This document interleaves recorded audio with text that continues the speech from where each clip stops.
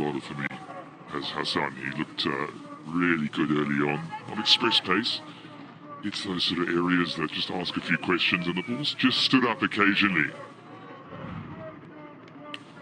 Yeah, I'm just coming back to talking about the deliveries, that pitch map where we talked about how they started before Babar's wicket and thereafter. And you're right, it's the length though. Yes, the width, but the width and the length.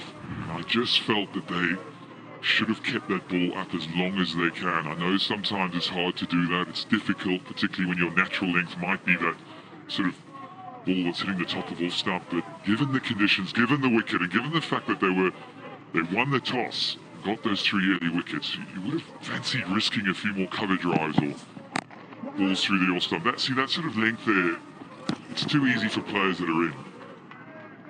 I just think they missed a little bit of a trick there. And just to add to that, on a slightly green tinge where the ball was doing just a little bit, they threw the ball to the off spin in the 14th over as well, which he came on and some of those deliveries are part of those 4 overs that Mehdi Hasan Miraz has also bowled. So went slightly shorter, full at times, and then the width outside the off stump as well, which has allowed that 92-run partnership to develop in quick time. 118 deliveries between Saim and Saud Shakil.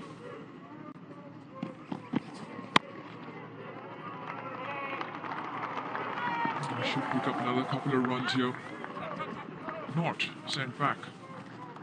I talk about Bangladesh's strengths over the years. They've been heavily reliant on their spin. A percentage of wickets by pacers since 2020, right at the bottom. Bangladesh. Just 38% by their pacers. Yeah, you kind of understand that. The conditions in Bangladesh, very dry, barren wickets, have to work hard to take wickets as an overseas player coming to Bangladesh is not easy. You know you're going to face very accomplished spinners who are going to test you, but it's not just about playing in your home conditions. You come to a ground like this, you've got a green tinge, a wicket that's traditionally has had a bit of pace and bounce in it, and I think walking out there this morning will continue after this over's done. It's 110 for 3 after 28. At Direct Line, we know that for multi-property landlords, sometimes the tiniest of things can turn into way bigger problems. From niggly contract issues to keeping up with ever-changing legislation. That's why Direct Line's landlord insurance offers a 24/7 legal helpline as standard. Because a call with someone could help to make the hairiest of problems feel that little bit smoother. Search Direct Line Landlord Insurance. We're on it. Yeah, welcome back to Rawalpindi. That's Shakib Al Hasan, the man on your page. We've been talking about him a little bit. He hasn't had a ball yet. I don't know if there's a reason for that. Perhaps the fact that there are 2 left-handers batting and there's this need to bowl right arm off spin, or this feel to bowl right arm off spin, but you feel like a man who's got his kind of depth. Yeah, it's a little bit of a catch-22 situation. You've got a surface which offers a little bit to the seamers, but it's a side traditionally you've been heavily reliant on your spin. And in that spin department, Shakib Al Hasan has been an integral part over many, many years. And I get it, it's the matchups, the left-handers to the left arm spin, but just because the matchup doesn't suggest it, that doesn't mean you don't try the option, especially coming from someone who's been such an integral part of that spin bowling unit of yours and picked up wickets, as that graphic there shows that the pacers don't do bulk of the wicket taking as their spinners.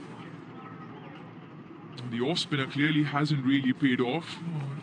In fact, when the off spinner came on, that's what allowed Saud and Saim to sort of break the shackles. Plenty of sweeps were played, decided to use their feet and up the scoring rate. That's good. That's very good. That's his best yet, I would say. Hasn't quite got that bouncer right. I was just having a chat earlier about his action, and let's have a look at him now. He's a tall man. He's got all the attributes really of a fast bowler. Probably could get a little bit more out of that front leg, but he does get it through.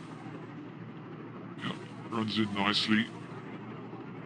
Not a huge jump at the crease. And the other thing I was going to pick up on is one thing from his action. Of course, the ball doesn't really get the ball to come back to the left-hander. You just wonder, could he have changed the line and angle here? Could he have come around the wicket? He's pulled everything over the wicket, which, one, the batsmen have got used to. For example, there, nice looking shot and it's well fielded. But you just wonder whether he could have come around the wicket, tried a bouncer on that angle. Sometimes, if you're a left-hander, if you now picture the ball coming at you, it's a lot harder to control. You get cramped for room, and that's when a top edge can sometimes come into the equation, and that hasn't really happened. So perhaps a little bit of thinking both for captain and the bowler. Seems like the definite ploy, especially against Syme, who likes that pickup shot off his hips. Anywhere, somewhere between the length of hip high or slightly high, he can sometimes get into an uncomfortable position. So it's definitely worth a try to try and cramp him and then hope for a glove or a top edge. See, there again, the angle's away from the left-hander, so he knows it's not going to come back in at him.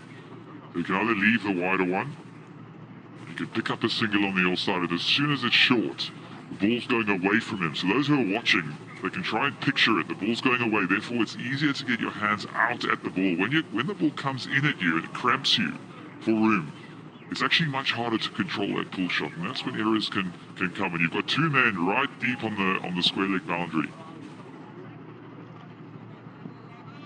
Two men that are about 20 yards in, and they're waiting for that top edge.